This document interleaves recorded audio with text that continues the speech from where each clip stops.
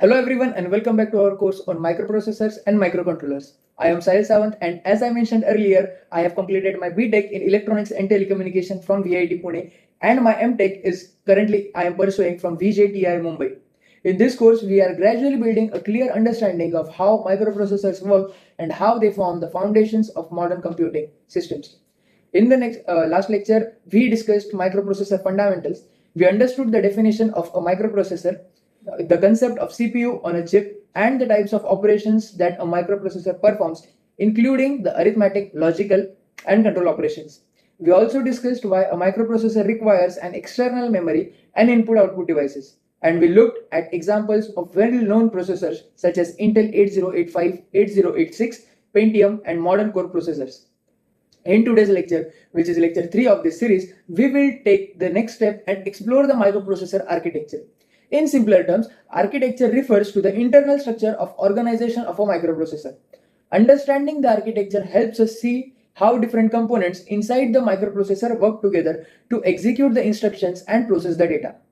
During this lecture, we will discuss the major internal components of the microprocessor, including the arithmetic and logic unit, ALU, the registers, control unit, program counter, and stack pointer. The communication buses that allow the processor to interact with memory and other devices. So let us begin by understanding the internal structures or the components of microprocessor. A microprocessor is not a single simple circuit. Instead, it is a complex integrated system consisting of several interconnected components work together to execute a program. When a program runs on a computer, the microprocessor repeatedly performs a sequence of operations known as instruction cycles, which includes fetching instructions from the memory, decoding them, and executing them and storing the results in the memory. To perform this task efficiently, the microprocessor includes several important internal units. These units include the arithmetic logic unit, registers, control unit, program counters, stack pointers, and communication buses. Each component plays a specific role in processing of the instructions. One of the most important components of a microprocessor is the ALU, arithmetic logic unit. The ALU is responsible for performing the mathematical and logical operations. Whenever a program requires a calculation or comparison, the operation is carried out by the ALU. Arithmetic operations include addition, subtraction, multiplication, and division. Logical operations include operations like AND, OR, XOR, and NOT.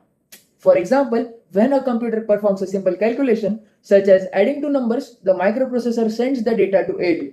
The ALU performs the addition and produces the result, which is then stored in a register or memory location. In addition to arithmetic and logical operations, the ALU also updates the status flags, which indicate the result of an operation. These flags may show whether the result is 0, whether a carry occurred during calculation, or whether the result is negative. These status flags are important because they help the processor make decisions during the program execution. The ALU is therefore one of the most critical components in the microprocessor, as it performs the core operations of computational tasks that are required by the programs. The next important component of a microprocessor is the register set, which provides temporary storage for data and instructions. Registers are small storage locations located directly inside the microprocessor. Because they are physically inside the processor, registers are much faster than external memory. This makes them ideal for temporarily storing the data that is currently being processed. Registers are used to hold the operands, immediate results, memory addresses, and instructions during an execution. For example, when the microprocessor performs an arithmetic operation, the data involved in the calculation is usually stored in the registers before being sent to the ALU. Different types of registers exist within a microcontroller. Some registers are used for general purpose data storage, while others serve a specific role such as storing memory addresses or instruction pointers.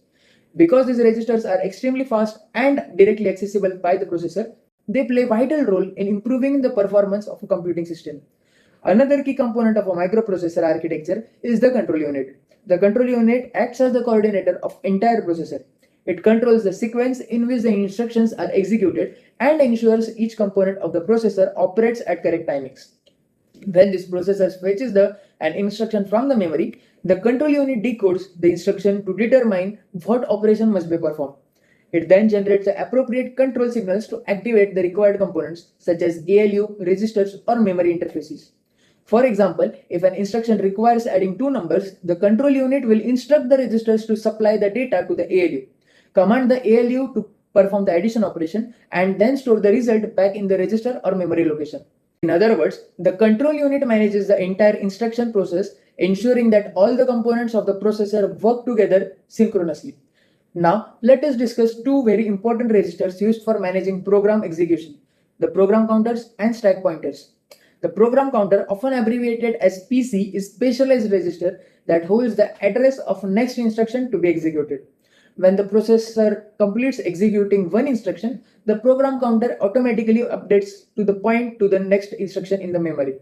This allows the processor to execute instructions sequentially as they appear in the program. However, in certain situations such as loops or conditional statements, the program counters may be modified to jump to a different location in the memory. This enables the processor to implement decision making and repetition within the programs.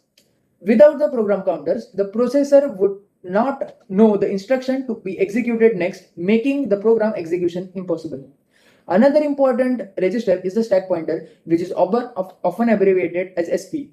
The stack pointer is used to manage a special area of memory known as the stack.